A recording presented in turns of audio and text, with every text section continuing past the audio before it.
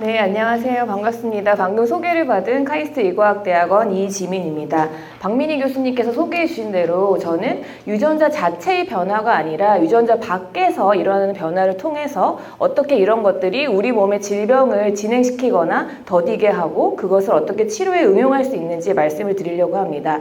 이 키워드가 두 가지인데요. 방금 전 질문 시간에 일란성 쌍둥이 얘기가 나왔었잖아요. 근데 사실 일란성 쌍둥이다 하더라도 유전학적으로는 너무나 같지만 어떠한 환경에서 살아가냐에 따라서 완전히 다른 모습을 갖게 됩니다. 이런 것을 후성 유전학이라고 하는 거를 하나의 원인으로 하고 있다는 건 이미 알고 계실 것 같은데요. 네. 저는 이제 후성 유전학이라고 하는 게 뭔가 변화에 적응하려는 힘이라고 생각하고 있습니다. 유전자 서열은 바뀌지 않지만 발현이 바뀌는 것이겠죠. 여러분들이 아시다시피 유전자는 핵 안에 잘 보관이 되어야 합니다. 근데 만약에 이 실타래 같은 것이 무작위적으로 엉켜 있다면 아주 잘 묶여있지 못하겠죠. 그렇기 때문에 히스톤이라고 하는 구슬에 유전자라고 하는 실이 잘 말려져 있습니다. 저희가 이런 것들을 사실 규칙적으로 말려져 있다고 하는데 단순히 감겨져만 있다면 그것이 어떠한 역할도 하지 못합니다. 그래서 어느 순간에는 유전자가 단백질로 바뀌는 그 순간에는 풀려 나와야 하는데 사실 구슬이 매끄럽냐 혹은 거치냐 이런 정도에 따라서 실이 잘 풀릴 수도 있고 안 풀릴 수도 있을 것입니다. 이러한 것들이 시시각각 풀리고 안 풀리고가 변해야지 그것이 다음에 영향을 받게 돼서 어떤 구역은 발현을 하고 어떤 구역은 발현하지 못하는 그러한 상황을 반영하게 됩니다. 그래서 저는 이러한 변화 적응 유전자를 후성 유전학이라고 생각합니다. 그래서 후성 유전학이 영어로는 에피제네틱스라고 하는데요. 에피라고 하는 것은 무엇보다 하나의 위에 있다는 뜻입니다. 즉 유전자 자체는 변하지 않지만 더 위에 있는 하나의 무엇이 변해서 이것이 결국에 단백질로 바뀌는 것을 조절한다라는 것을 다시 한번 설명드리겠습니다. 후성 유전학에 대해서 들어보신 분도 계시겠지만 크게 세 가지의 카테고리가 있는데요. 첫 번째는 DNA의 메틸레이션, 그리고 두 번째는 방금 말씀드린 구슬의 거칠고 혹은 매끄럽고가 결정되는 히스톤 마디피케이션, 그리고 세 번째로는 코딩되는 RNA는 뒤에 설명드리겠지만 메신저 RNA라는 것이 있어서 DNA와 단백질을 연결해주게 되는데 코딩에 참여하진 않지만 결과적으로는 코딩에 영향을 미치는 논코딩 RNA라는 것이 존재합니다. 그래서 저도 후성 유전학으로 치료에 이바지하고자 할 때 이 세 가지 카테고리 안에서 무언가를 바꿔보려고 노력을 하고 있습니다. 센트럴 도그마는 생명에 관심이 있으신 분들은 다들 한 번쯤 들어보셨을 것 같은데요. DNA가 메신저 RNA가 되고 그 다음에 메신저 RNA가 프로틴이 되게 되는데 여러분들 눈에 제가 보이는 것, 제가 여러분들과 다른 것 이런 것들은 저희가 발현하는 단백질이 다르기 때문입니다. 단백질이 되고 나서야 그 구조와 또 어떤 상황을 설명할 수가 있기 때문에 DNA에 박힌 코드가 어떻게 단백질로 바뀌느냐, 즉 피노타입으로 보이느냐 하는 것이 센트럴 도그마의 원리라고 이해해 주시면 될 것 같습니다. 근데 DNA가 바로 단백질로 바뀌지 못하고 중간에 어떤 메신저 역할을 하는 것을 거치게 됩니다. 그 사이에 있는 걸 저희가 메신저 RNA라고 하는데요. 뒤에도 설명드리겠지만 메신저 RNA는 단일 가닥으로 DNA 정보에 있는 것을 받아들이게 됩니다. 그래서 저희가 왜 이 과정을 전사라고 하느냐 하면 전사라고 하는 것은 다이렉트 카피, 레터가 레터로 바뀌는 아직은 큰 변화가 아닙니다. 단백질로 가기 전까지는. 그렇지만 이 변화를 한번 거쳐야지만 그 단백질로 바뀔 수가 있습니다. RNA는 방금 말씀드린 것처럼 하나의 스트랜드, 싱글 스트랜드이고 DNA는 여러분들 이중나선이라고 너무 잘 들어오셨잖아요. 이중나선은 두 개가 꼬여있기 때문에 비교하는 이 그림을 보는 것처럼 훨씬 더 안정합니다. 그렇지만 불안정한 메신저 RNA를 거쳐야지만 단백질로 나갈 수가 있습니다. 그래서 DNA 이중나선이 먼저 풀려야 되는데요. 혹시나 실험의 기회가 있으셨던 분들도 계시겠지만 저희가 실험을 함에 있어서 PCR이라고 하는 기법을 많이 사용합니다. DNA 증폭인데 사실 이 DNA를 이중나선을 단일나선으로 푸는 데는 거의 95도에 육박하는 엄청난 온도가 필요하거든요. 그것은 DNA 이중나선이 아주 안정하다는 뜻입니다. 근데 우리 몸에서는 95도로 우리 몸을 끓일 수는 없겠지만 이것을 풀어주는 효소가 존재해서 이렇게 이중나선이 풀리게 되면은 윗가닥이든 아랫가닥이든 현재 보이는 그림 위주로 싱글 스트랜드인 메신저 RNA 전령체에 이 정보가 트랜스크립트, 전사되게 됩니다. 그 다음에 제가 항상 일반 생물학 강의를 할 때도 강조하는 부분이 있는데요. 저희 진핵생물은 원핵생물보다 고등하다고 표현하기 좀 그렇지만 핵을 가지는 것이 아주 큰 다른 이벤트잖아요. 근데 저는 이 핵이 있기 때문에 우리가 무언가를 검교정할 시간이 있다고 생각을 합니다.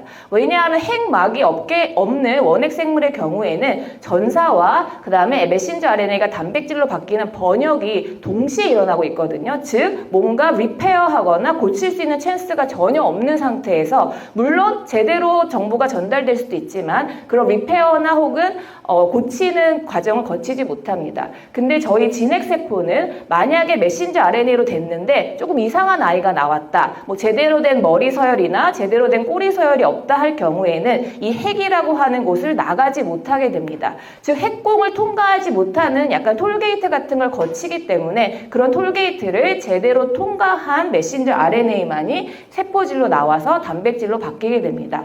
진화 관점에서 봤을 때도 이러한 것들이 구역을 나누는 것, 즉 메신저 RNA가 중간 전령체로 왜 등장해야 되느냐 그런 것들을 생각해 봤을 때 이렇게 구역을 나누고 한 번 더 잘못된 정보는 제대로 고쳐서 우리 몸에서 이상한 단백질이 만들어지지 않도록 하는 그러한 역할을 한다고 생각해 보시면 될 것 같습니다. 앞서 제가 전사는 번역, 즉 단백질로 되는 거에 비하면 큰 변화는 아니라고 말씀을 드렸는데요. 왜냐하면 RNA와 DNA가 다르긴 하지만 뉴클레익 엑시드라고 하는 핵산을 빌딩 블락으로 쓰는 건 똑같습니다. 그렇지만 단백질부터는 아미노산이라고 하는 즉 레고를 조립할 때 조립하는 어떤 모노모가 완전 달라지게 되는 것이거든요. 그래서 이런 과정을 거치기 전에 핵이라는 하나의 톨게이트를 통해서 잘못된 정보는 교정을 하고 그러한 일이 일어나게 됩니다. 코돈이라는 걸 들어보신 분들이 계실 수도 있을 것 같은데요. 뉴클레익 엑시드 정보의 3개가 하나의 아미노산이 되게 됩니다. 그러면 아마 여러분들이 이제 저보다 저는 이제 좀 나이가 들었으니까 수학을 여러분보다 못할 것 같은데 이 확률을 계산해 보면은 4 곱하기 4 곱하기 4, 즉 64개의 아미노산이 만들어질 가능성이 있지만 저희 몸에는 딱 20개의 아미노산만이 만들어집니다. 그 이유는 제가 뒤에서도 조금 설명을 드릴 텐데 64개의 파스빌리티 확률이 있지만 20개가 만들어지기 때문에 만약에 DNA 코드 하나 정도가 잘못됐더라도 아미노산은 안 바뀔 수 있는 가능성이 있습니다. 그렇기 때문에 이러한 것도 우리 몸이 어떻게 보면 효율적으로 제대로 된 정보를 계속 전달하고자 이런 시스템이 존재한다고 이해해 주시면 될 것 같습니다. 그 다음에 단백질이 번역될 때도 이것을 도와주는 친구가 등장을 하는데요. 이 전사보다는 번역이 훨씬 더 복잡한 과정이라고 말씀을 드렸잖아요. 그래서 조금 큰 거대한 리보솜이라고 하는 이 공장이 등장을 하게 됩니다. 그래서 여기에서도 앞서 제가 코딩에 참여하는 메신저 RNA 이외에도 논코딩 RNA가 존재한다고 말씀을 드렸잖아요. 논코딩 RNA 종류 중에 하나인 tRNA가 와서 이 아미노산을 트랜스퍼 하게 됩니다. 그래서 이런 논코딩 RNA가 우리가 지금 배우고 있는 센트럴 도그마 안에서도 작용을 하게 되는데 이 트랜스퍼 RNA는 말씀드린 대로 아미노산이라고 하는 새로운 빌딩 블락을 뉴클레익 엑시드 정보와 매치시켜주는 역할, 그리고 라이보솜 RNA라고 하는 거는 리보솜이 혼자 공장 역할을 할 수가 없기 때문에 리보솜 RNA를 같이 동반하게 됩니다. 그러면 여러분들 한번 생각해 봤을 때 DNA보다 RNA는 왜 이렇게 다양하게 기능을 할 수 있을까요? 앞서 DNA가 이중나선이라 엄청 안정하다고 말씀을 드렸지만 안정하다는 건 거꾸로 얘기하면은 쉽게 바뀌지 못합니다.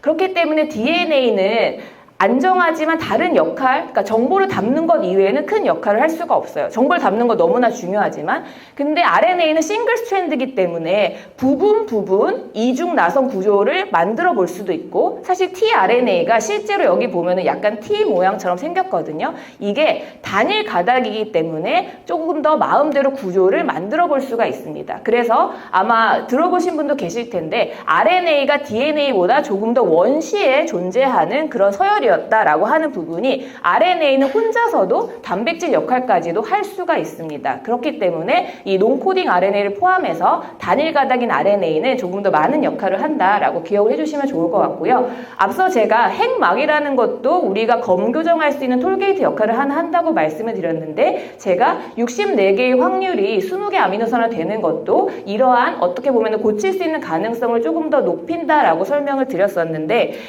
DNA는 뮤테이션이 안 일어나면 너무 좋지만 우리가 어떤 자극이나 혹은 뭔가 노화를 경험하면서 DNA 변화가 일어날 수밖에 없는 상황이 오게 됩니다. 근데 앞서서 3개의 DNA 코드가 하나의 아미노산으로 바뀐다고 설명을 드렸는데, 그럼 3개 중에 어떤 부분이 바뀌느냐에 따라서 아미노산 형질이 완전 달라질 수도 있고, 앞서 말씀드린 것처럼 하나 정도는 바뀌어도 서열이 안 바뀔 수도 있습니다. 주로 이 마지막 부분이 바뀌는 것이 아미노산을 별로 변형을 안 시키는 경우가 많아서 이 세 번째를 조금 다른 걸로 뮤테이션 됐을 때는 저희가 사일런트한 뮤테이션이라고 얘기를 합니다. 근데 정말 중요한 부분이 바뀌어서 사실 모든 거의 합성은 시작과 끝이 있잖아요. 단백질로 번역이 되는 것도 종결시키는 종결 코던이라는 게 존재하는데, 원래는 아미노산이 쭉 만들어져서 단백질이 제대로 나와야 되는데 갑자기 이 DNA 하나 바뀜으로 인해서 이 자리가 중요한 자리였다면 갑자기 단백질이 잘 합성되다가 종결돼 버릴 수도 있습니다. 그래서 이러한 어떤 뮤테이션이 있느냐에 따라서 단백질이 완전 바뀌고 혹은 끊어지고 하는 역할들이 되게 됩니다.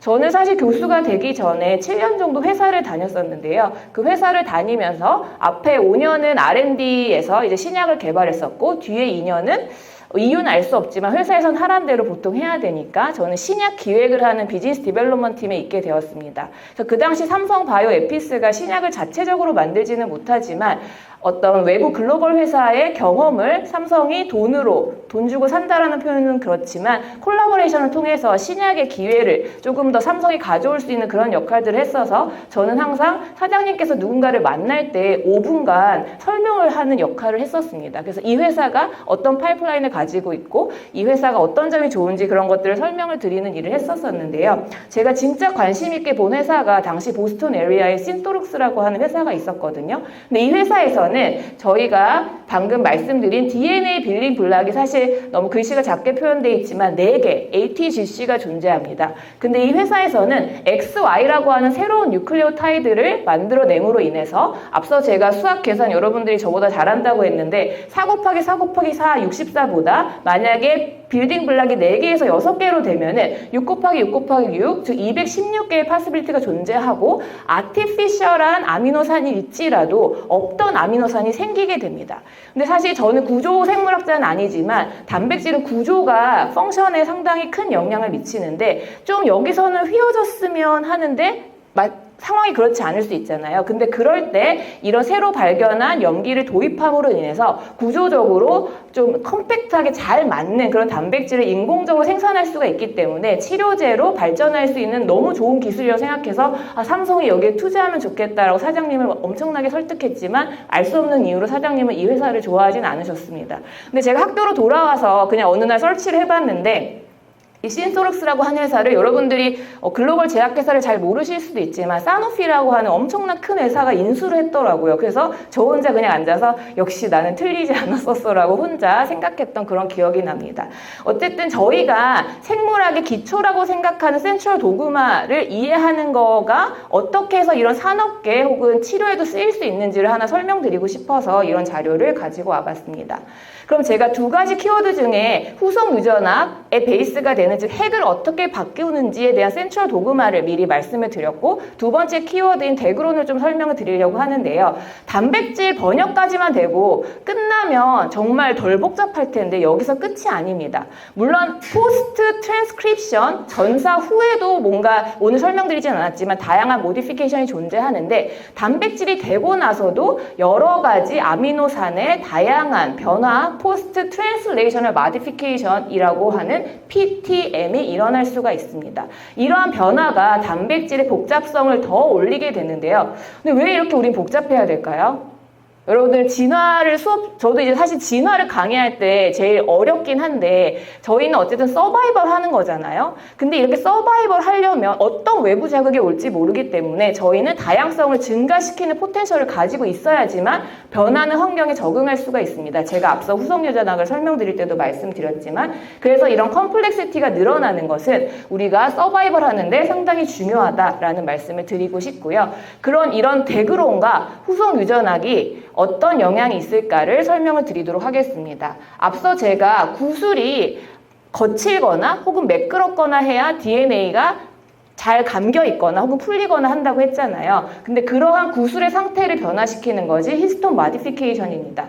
즉 모디피케이션이라고 하는 거는 변화시키고자 하는 그런 유도자가 존재를 해야 되는데 여기 보시는 것처럼 어떤 모디피케이션을 쓰는 라이터가 존재하고 그 다음에 지우는 이레이저가 존재하고 마지막으로는 이 변형도 하나만 일어나면 좋겠는데 릴레이가 상당히 중요합니다. 그래서 이런 릴레이가 가능하려면 하나의 변화를 읽는 리더가 다음 변화로 이어져야지만 합니다.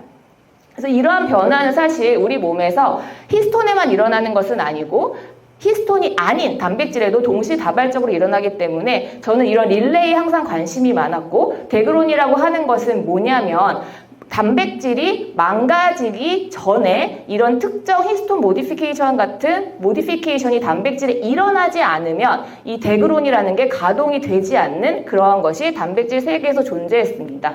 그래서 저는 사실 지금 현재도 이런 데그론에 관심을 가지고 있지만 이런 릴레이가 선행되는 조건이 없으면 다음에 일어나지 않는다는 릴레이가 너무나도 학위 과정, 대학원 시절에 궁금했었고 여기 지금 제 대학원 시절 함께하고 계신 교수님들이 계셔서 조금 민망하긴 한데 제가 이제 대학원 시절에 뭐를 발견을 했냐면 사실 단백질이 없어지는 많은 신호 전달 체계가 있었지만 앞서 보여드리는 N-데그론, 포스포데그론, 하이드록실레이트 데그론 같은 것은 기존에 연구가 되어 왔었습니다. 근데 저는 처음으로 이 메틸레이션이라고 하는 게 데그론의 신호가 될 수 있다라는 거를 밝혔는데 제가 논문을 내고 나서 제가 평소에 존경했던 어떤 과학자분이 제가 찾은 거를 이렇게 리뷰 논문에 넣어주셨더라고요. 그래서 그때 되게 기분이 좋았던 기억이 납니다. 아마 여러분들도 과학을 하면서 뭔가가 과학을 계속 하게 하는 그런 힘이 있을 텐데 저는 이게 그나마 힘들었던 대학원 생활을 버티는 큰 힘이 됐던 것 같고요.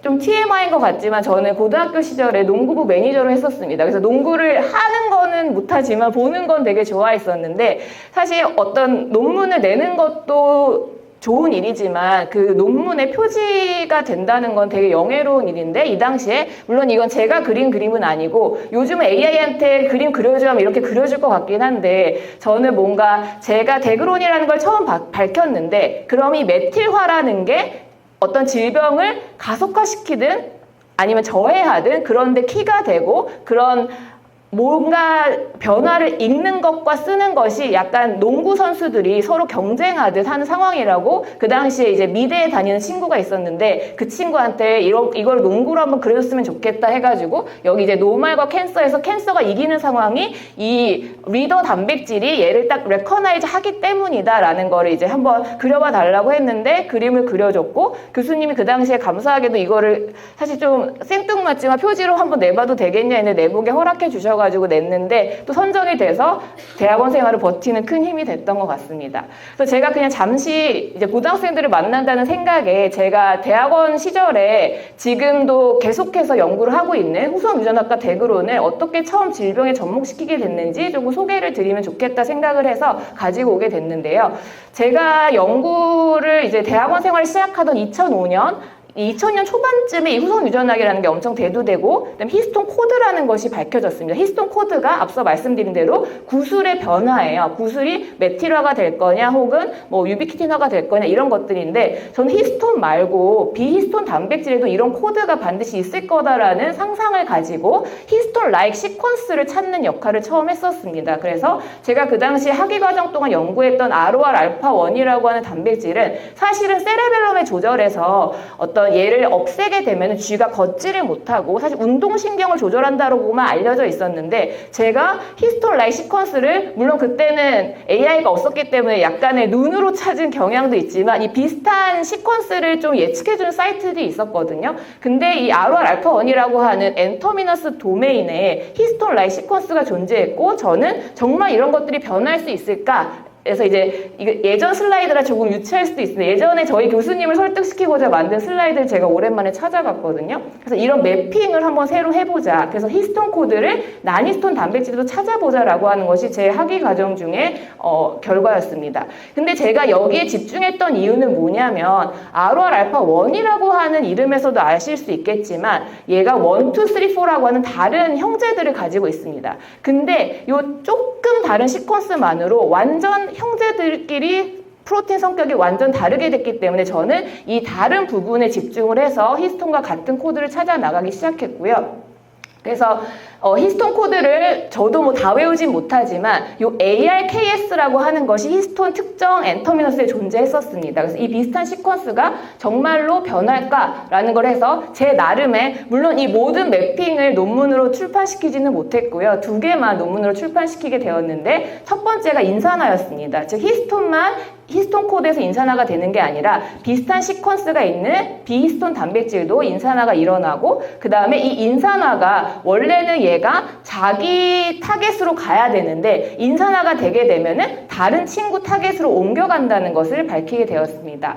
그래서 조금만 왜 이런 것들이 연구에 쓰였나 설명을 드리자면 즉 인산화가 된다는 그 새로운 전사 후 번역 과정을 찾게 됐고 앞서 말씀드린 대로 이거는 쓰는 라이터가 존재해야 됩니다. 그래서 이러한 라이터를 찾았고 그러면 어떤 타겟을 조절하기에 암이라는 것과 연관이 있을까? 앞서 제가 이 몰레큘은 원래 운동신경만을 조절한다고 말씀드렸잖아요. 근데 이러한 것이 처음으로 암으로 갈 수 있다라는 것을 밝히게 되어서 그런 신호와 그럼 어떤 암이냐를 찾아갈 수 있게 되었는데 첫 번째 시작이 히스톤과 같은 코드를 비히스톤 단백질에서 찾는 것이었습니다. 그리고 두 번째로 만들어낸 부분도 이 히스톤에서는 일어나고 있는 변화였지만 비히스톤 단백질에서는 일어나지 않는 그러한 변화를 찾았고 이것을 라이팅할 수 있는 효소들 그리고 암을 조절할 수 있는 타겟 그리고 그 타겟에 따라서 실제 전립선암이나 유방암을 관여한다는 것을 알게 되었습니다. 이게 너무 보여드리기 민망스럽지만 제 대학원 시절 모습입니다. 그래서 교수님한테 프로젝트를 하고 싶다라고 말씀을 드릴 때 저는 약간 이게 요리라고 생각을 해서 이런 슬라이드를 준비했었는데요. 제가 연구하고 있던 몰레큘이 있고 그 다음에 이 몰레큘을 관여할 수 있는 이게 제가 고친 슬라이드가 오늘 업로드되지 않은 것 같네요. 아무튼 제가 이걸 한 번에 쭉 가게끔 했었는데 이런 타겟들과 질병을 잘 섞으면 저는 다양한 메뉴를 발견할 수 있을 거다라고 말씀을 드렸습니다. 그래서 이제 메뉴가 이제 한 5개쯤 그 당시에 제가 프로포즈를 했었는데 이 중에 논문이 된 거는 사실 2개밖에 없습니다. 그렇지만 이렇게 프로포즈를 했을 때 저는 후성 유전학이나 혹은 데그론과 같은 것이 실제 질병으로 갈 수 있을 거라는 확신을 가지고 시작은 했지만 사실 2개만 논문으로 퍼블리시할 수 있었고 3개는 제 마음속에 남아 있습니다. 근데 앞서서 히스톤도 코드가 있고 비히스톤도 코드가 있다고 말씀을 드렸는데 차이는 있을 거잖아요. 근데 제가 이제 존경하던 과학자가 메틸데그론이라는 걸 넣어줬을 때 제가 생각하는 이 발견의 가치는 사실 히스톤이라고 하는 건 너무나도 중요하게 DNA를 감고 있어야 되기 때문에 갑자기 없어지면 안 되겠죠. 그러니까 같은 장기에 메틸화가 일어나도 다른 단계로 일어날 거라고 생각을 했습니다. 실제 실험을 해보니까 없어져라 라고 하는 신호는 같은 아미노산이 되더라도 모노메틸레이션에서 멈췄었고 근데 히스톤 그렇기 때문에 딱 모노 되는 순간 캡처되면은 없어지는 신호로 넘어갔었어요. 근데 이게 모노가 아니라 다이 트라이로 될 수도 있는데 히스톤은 모노메틸레이션이 되지 않았고 반드시 2개나 3개가 되는 그런 메틸레이션이 일어나서 DNA를 감기거나 포옹 풀리게 했었습니다. 그래서 저는 이렇게 모노로 되지 않기 때문에 히스톤은 다이트라이로 되기 때문에 어떻게 보면은 망가질 수 있는 그러한 위험을 벗어날 수 있다라고 생각을 해서 이 부분이 아마 메틸 데그론의 중요한 점이었던 것 같습니다. 그래서 제가 이제 새롭게 업데이트한 슬라이드가 반영되지 못해서 조금 아쉽지만 제가 지금 실험실에서도 이러한 것들을 마우스 실험을 통해서 특정 효소를 낙가웃 시켜봤더니 정말로 그 유방암에 있는 어떤 그런 암들이 다 사라지고 하는 것을 봤거든요. 그래서 이러한 것들이 실제 우리 몸에서 일어나고 질병의 발병이나 혹은 억제에 관여하고 있다는 점을 말씀드리고 싶습니다. 현재 저희 랩에도 저는 장명하는 걸 좀 좋아하는 편이어서 디지털 데그론이라고 저 혼자 지은 말이 있는데요. 데그론을 할 때 앞서 말씀드린 것처럼 메틸화가 중요하다고 말씀을 드렸는데 여기서는 이레이저가 지우게 되면은 이 단백질이 계속 살아있어서 암을 전이까지 유발시키게 되고 만약에 메틸레이션이 일어나게 되면은 이것이 어떤 리더에 의해서 캡처가 되고 메틸레이션만 일어나는 것이 아니라 그 다음 인산화까지 일어나게 돼서 이 단백질이 있으면 암 전이가 되기 때문에 없어지기 때문에 암 전이를 억제할 수 있다라는 말씀을 드리겠습니다. 그리고 마지막으로 그러면 제가 지금 시간을 체크할 수가 없는데 이 슬라이드에서 마무리를 하면 될 것 같은데요. 앞서 제가 질병에는 후성 유전학과 데그론이 큰 영향을 미친다고 말씀을 드렸었잖아요. 저는 후성 유전학에서도 어떤 릴레이가 중요하다고 말씀을 드렸는데 히스톤 장기도 하나만 일어나는 것이 아니라 이것이 다음으로 넘어가는 어떤 신호를 조절하기 때문에 이 리딩과 라이팅을 하나로 엮을 수 있다면 그것이 우리 질병을 치료하는 데 기여할 수 있지 않을까 해서 제가 글루라는 것을 왜 생각했냐면 어디에 붙는 그러한 글루가 아니라 두 가지 서로 다른 변형을 이어주는데 글루라는 용어를 생각해서 이제 크로마틴 에피 글루라고 명명을 하고 앞서 보여드린 디지털 데그론과 그 다음에 크로마틴 에피 글루가 질병을 치료하고 혹은 질병을 이해하는 데 도움이 되길 바라면서 연구를 진행하고 있습니다. 제가 발표 준비한 것은 여기까지로 하면 될 것 같고요. 혹시 질문이 있으면 받도록 하겠습니다. 감사합니다.